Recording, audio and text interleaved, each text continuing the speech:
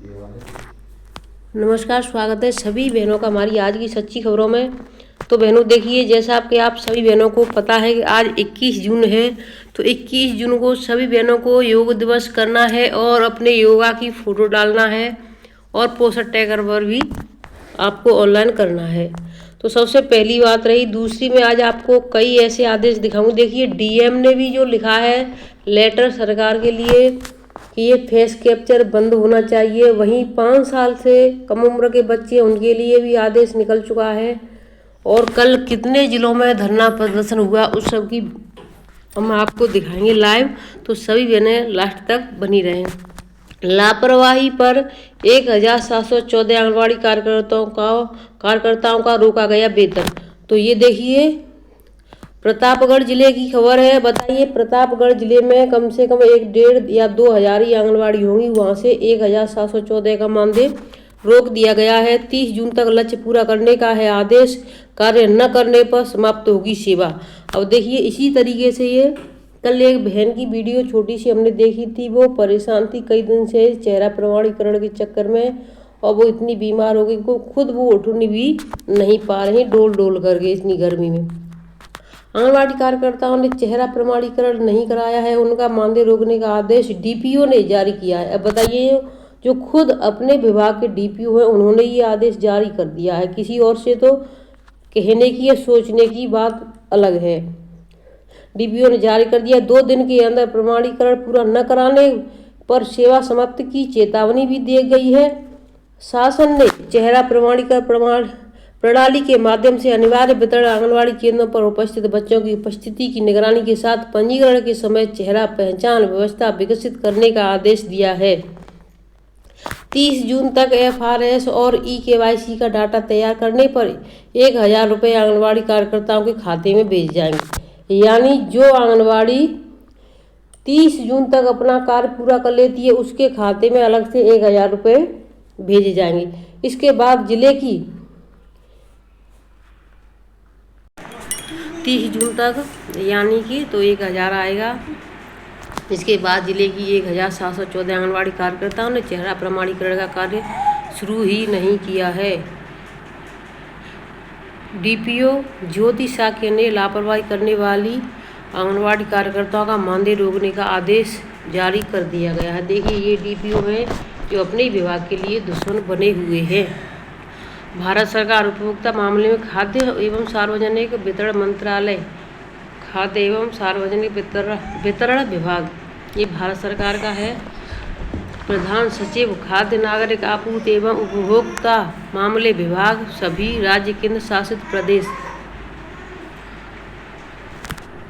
विषय एनएफएस के तहत 5 वर्ष से कम उम्र के बच्चों के लिए ई-केवाईसी आवश्यकता पर स्पष्टीकरण। यानी 5 वर्ष से कम उम्र के बच्चों की अगर ई-केवाईसी की आवश्यकता होती है तो उस पर स्पष्टीकरण मांगा जाएगा। क्यों किया जा रहा है 5 वर्ष से छोटे बच्चों का ई-केवाईसी? कृपया इस विभाग के दिनांक 23/3/25 के समसंख्यक पत्र का संदर्भ लें, जिसमें राज्यों संघ राज्य क्षेत्रों में अनुरोध किया गया था कि वे 30 जून 2025 तक एनएफएस के लाभार्थियों का 100% ई-केवाईसी पूरा करना सुनिश्चित करें। नंबर 2, इसके बाद राज्यों संघ शासित प्रदेशों से 5 वर्ष से कम आयु के बच्चों के लिए ई-केवाईसी आवश्यकता से छूट की मांग करने वाले कई अभ्यावेदन प्राप्त हुए हैं। इस संबंध में यह स्पष्ट किया जाता है कि यूआईडीएआई के दिशा निर्देशों के अनुसार 5 वर्ष से कम आयु के बच्चों के लिए बायोमेट्रिक प्रमाणीकरण अनिवार्य नहीं है।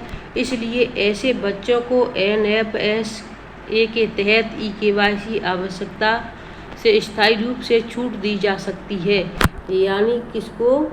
जो आपके 5 वर्ष से कम उम्र के बच्चे हैं, यानी 5 से 6 साल के हैं उनकी हो सकती है, लेकिन 5 से जो कम के हैं उनकी ई-केवाईसी नहीं की जा सकती है।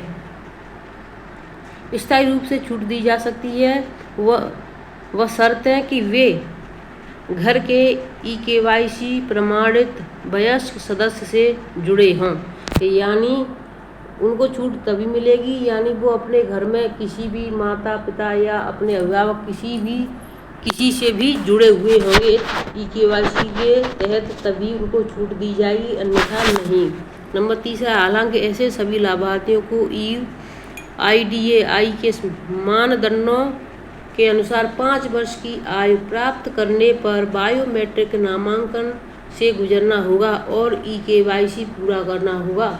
राज्यों केंद्र शासित प्रदेशों को सलाह दी जाती है कि वे उचित समय पर इस आवश्यकता का अनुपालन सुनिश्चित करने के लिए अपने सिस्टम में आवश्यक प्रावधान करें। नंबर 4 देखिए, यह स्पष्टीकरण सभी संबंधित अधिकारियों और कार्यान्वयन एजेंसियों को प्रसारित किया जाए ताकि राज्य संघ राज्य क्षेत्र में एक समान कार्यान्वयन हो सके।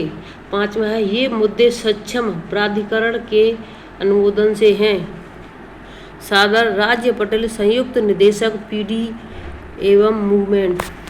तो देखिए ये आदेश निकल चुका है। एक देखिए यानी EKYC करने में क्या क्या समस्या आ रही है, क्योंकि जो करता है उसी को पता है। पोस्टर ट्रैकर में EKYC करना एक असंभव कार्य है।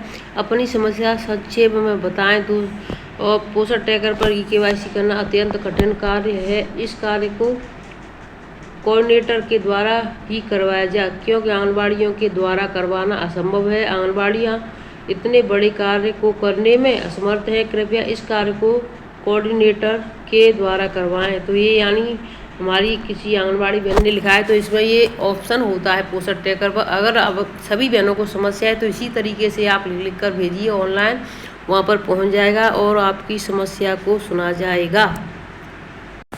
तो ये देखिए, आंगनबाड़ी संघ ने मुख्यमंत्री को भेजा ज्ञापन पत्र।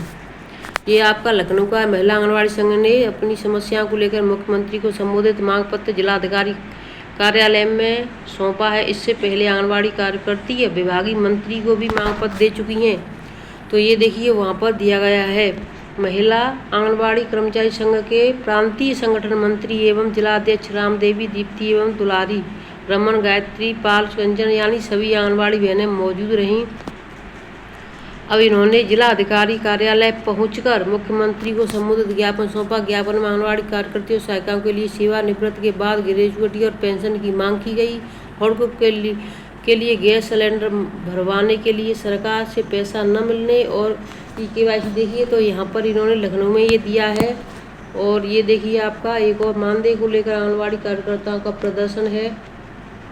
आंगनबाड़ी कार्यकर्ताओं ने शुक्रवार को कलेक्टर के बाहर विरोध प्रदर्शन किया। महिला आंगनबाड़ी कर्मचारी उत्तर प्रदेश के अध्यक्ष गिरीश कुमार पांडे ने बताया कि प्रदेश में 3.70 लाख से अधिक आंगनबाड़ी यानी 3,70,000 कार्यकर्ताओं और सहायिकाओं का शोषण हो रहा है। कार्यकर्ताओं से पोस्टर ट्रैकर पर काम लिया जा रहा है, लेकिन विभाग उनके स्मार्टफोन का रिचार्ज नहीं करवाता। कार्यकर्तियों को अपने मानदेय से ही मोबाइल रिचार्ज कराना पड़ता है।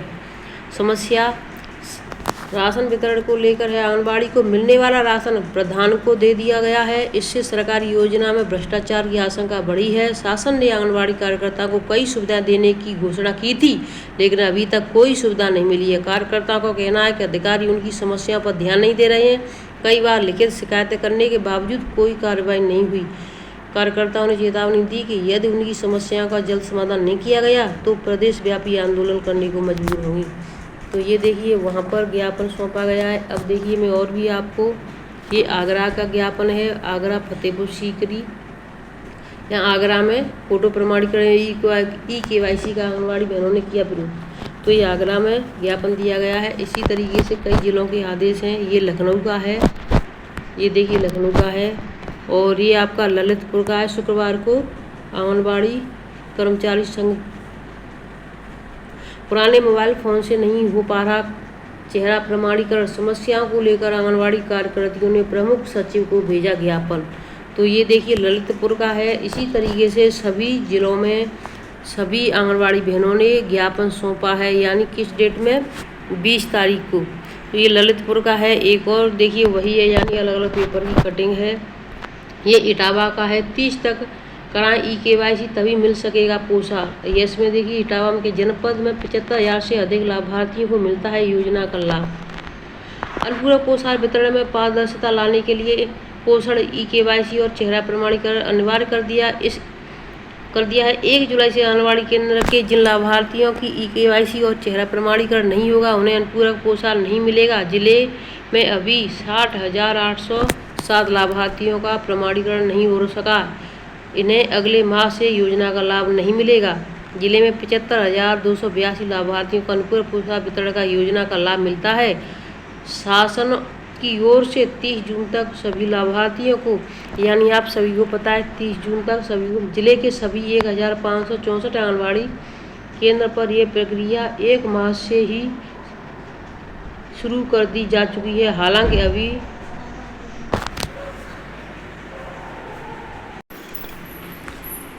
तो ये देखिए बागपत की खबर है। आंगनबाड़ी कार्यकर्ताओं ने दिया धरना, पोषण ट्रैकर पर लाभार्थियों के फोटो अपलोड की प्रक्रिया बंद करने को लेकर डीएम को सौंपा ज्ञापन। तो इस तरीके से शुक्रवार को हर जिले से, ये भी देखिए शुक्रवार को कलेक्टर में प्रदर्शन करने के बाद धरना दिया। सभी जगह से सभी जिलों में आंगनबाड़ी बहनों ने प्रदर्शन किया, अपना ज्ञापन सौंपा मुख्यमंत्री के नाम, डीएम को ज्ञापन सौंपे कलेक्टर पर जाकर के। और सरकार क्या इसमें लेती है संज्ञान में। सबसे पहले तो मैं आप सभी बहनों से कहना चाहूँगी वीडियो को ज़्यादा से ज़्यादा शेयर कर देना, जिससे जो हमारी कल आंगनबाड़ी बहन के साथ हुआ है वो किसी और आंगनबाड़ी बहन के साथ ना हो। तो फिर मिलती हूँ आपसे नई अपडेट के साथ। जिन बहनों ने कल की वीडियो नहीं देखी है तो जा कर के देख लें और धरने की पूरी सभी जिलों से धरने की लाइव वीडियो देख लें। धन्यवाद।